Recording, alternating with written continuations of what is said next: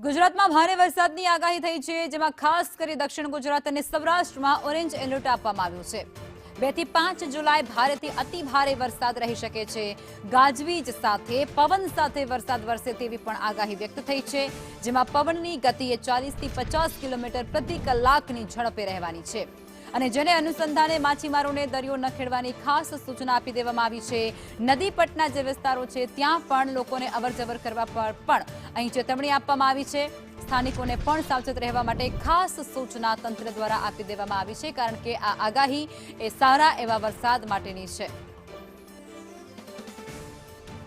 29 जून से लेकर 5 जुलाई तक इसमें आज कुछ ही जगह में हल्का से मध्यम बरसात का संभावना दिया गया है गुजरात रीजन में, और इक्का दुक्का स्थानों में हल्का से मध्यम बरसात का संभावना सौराष्ट्र कच्छ में दिया गया है।